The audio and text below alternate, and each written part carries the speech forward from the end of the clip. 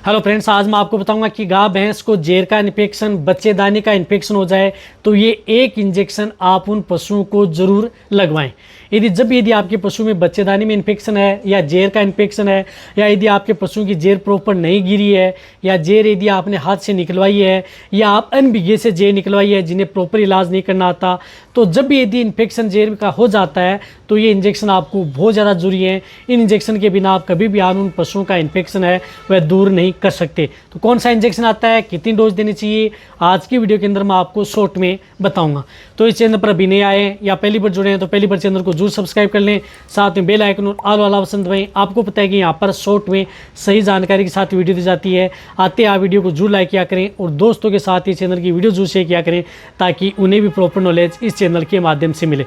देखो, जैसे यदि आपकी गाय भैंस की डिलीवरी हुई, बच्चा दिया, बच्चा देने के 6 से 12 घंटे के बीच में यदि आपका पशु जेर डाल देता है तो अच्छी बात है। नहीं डालता है तो आपको पता है कि आप अपने वेटरनरियन की सलाह लेते हैं, उनसे आप जेर हाथ से निकलवाते हैं या कुछ इस तरह की आप जुगाड़ करते हैं, उसकी वजह से जेर निकलवाते हैं। लेकिन उनकी वजह से कई बार जेर का कुछ भाग है वह बच्चेदानी में रह जाता है, तो वही इन्फेक्शन एक छोटा सा भाग भी रह गया, या जैसे जेर आपने हाथ से निकलवाई तो हाथ से भी इन्फेक्शन है वह आपके पशु में हो सकता है। तो ज़्यादातर बच्चेदानी में जब इन्फेक्शन हो जाता है या जेर का इन्फेक्शन है, प्लेसेंटा का इन्फेक्शन है, तो उसकी वजह से आप अपने पशुओं को चाहे आप कुछ भी खिला पिला दें, उन पशुओं में दूध की मात्रा नहीं बढ़ेगी जब तक वह इन्फेक्शन दूर नहीं होगा।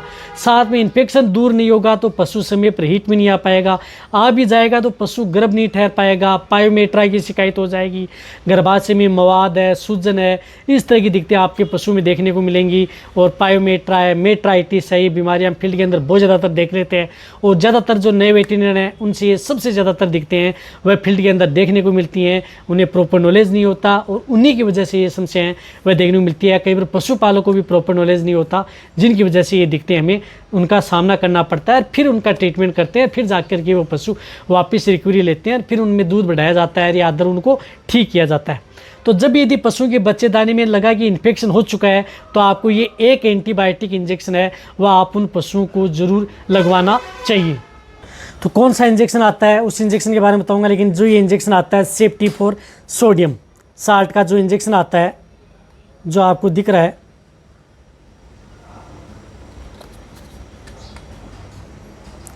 ये इंजेक्शन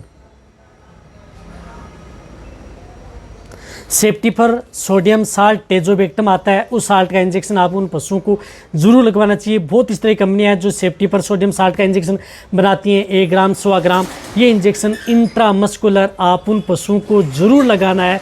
सेफ्टी फॉर सोडियम या टेजोबेक्टम मिले तो वे भी साथ में लगा सकते हैं, नहीं टेजोबेक्टम मिल रहा है तो सेफ्टी फॉर सोडियम साल्ट का इंजेक्शन 1 ग्राम लगातार 3 दिन इंट्रामस्कुलर आपको उन पशुओं को लगाना है। साथ में एक और बताना चाहता हूँ, जब ये इंजेक्शन लगा रहे हैं तो इसके साथ जो डिस्टर वाटर आता है वही गोल करके आप उन पशुओं को इंट्रामस्कुलर ये इंजेक्शन लगातार 3 दिन, ज़्यादा इन्फेक्शन है तो 4-5 दिन भी इंजेक्शन पशुओं को लगाया जाता है। तो ये एक इंजेक्शन तो बहुत ज़्यादा ज़रूरी है। जब भी बच्चेदानी में इन्फेक्शन है, जेर का कुछ भाग रह गया है, जेर का इन्फेक्शन है तो हो जाए, ये इंजेक्शन तो बहुत ज़्यादा जरूरी है, ये लगाना ही लगाना है। ये इंजेक्शन आपका सिर्फ और सिर्फ वेटरनरी लगाएगा, पशुपालक खुद इसकी ट्राई न करें, इस बात का आपको ध्यान में रखना है। ये आपके लिए नॉलेज के लिए बताया गया। इनके साथ आपको कुछ इस तरह के जो हार्मोनल इंजेक्शन है वह भी साथ में लगाए जाते हैं, तभी आप अपने पशु में अच्छा रिजल्ट देते हैं। एक हार्मोनल का इंजेक्शन है, वह उस इंजेक्शन की सिंगल डोज दी जाती है, वह इंजेक्शन और साथ में इंजेक्शन लगाए जाते हैं तो कई गुना रिजल्ट आपके पशु में देखने को मिलते हैं, इन्फेक्शन दूर हो जाता है। और ये ध्यान में रखना चाहिए उन पशु को यदि टिटनेस का वैक्सीन भी नहीं लगी है या इंजेक्शन यदि नहीं लगा है तो वह इंजेक्शन भी बहुत ज़्यादा जरूरी है, अन्यथा आपके पशु में इन्फेक्शन है उसकी वजह से कई बार दिक्कत हो सकती है, bacterial infection, secondary bacterial infection, तो वह भी दिक्कत हो सकती है, तो वह इंजेक्शन भी जरूर लगाएं। ये इंजेक्शन है और साथ में आपको बहुत इस तरह की जो फीड सप्लीमेंट है या कुछ इस तरह की जो घरेलू दवाएं हैं या जो पिलाने की दवाएं वह भी आप उन पशुओं को साथ में देनी होंगी। तो वीडियो सभी पशुपालक है बेटे उन सभी के साथ ये वीडियो शेयर करें, इसी तरह मेरी वीडियो देखते रहें। थैंक्स, धन्यवाद।